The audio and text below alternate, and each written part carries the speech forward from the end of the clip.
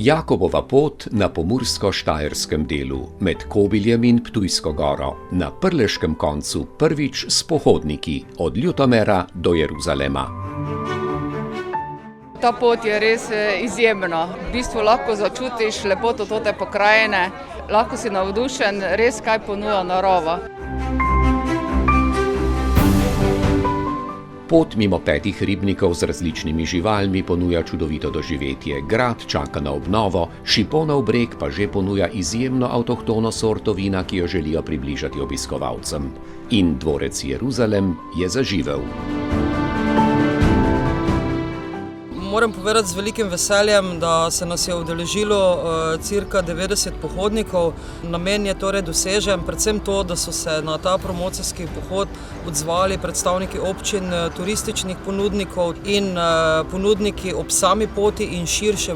Če je Slovenija znana po planinskih poteh, bi lahko bila še bolj po manj strmih tematskih poteh. In te poti podajajo še nekaj več, podajajo pa tudi možnost za turistični razvoj. In ravno ta pot, po kateri smo se danes prehodili, je tista primer dobre prakse, kjer lahko ena pot združuje različne ponudnike v poti, ki na ta način promovira ne samo pot, temveč tudi vse dejavnosti, ki se v poti dogajajo. In ta pot turiste, ki jih je danes čedalje več, tudi usmerja v določen prostor.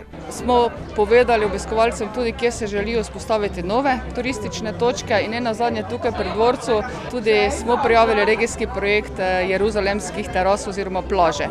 Za današnjo romanje se mi pa zdi, da je fantastično uspel. Ko sem tako malo gledal okrog, sem videl nasmehe na licih ljudi. Tudi zato, ker je vsak delček poti v Sloveniji tako drugačen, tako različen.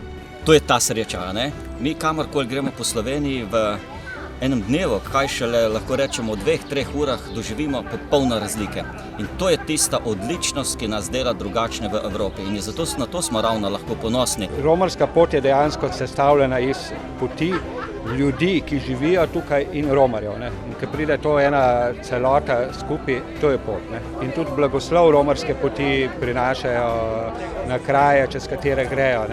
In mi tisti, ki se s tem ukvarjamo, moramo se znati povezati in narediti kvalitetne produkte, ki bodo zanimivi za pohodnike, popotnike in vse ostale, ki želijo nekaj lepega doživeti v naravi.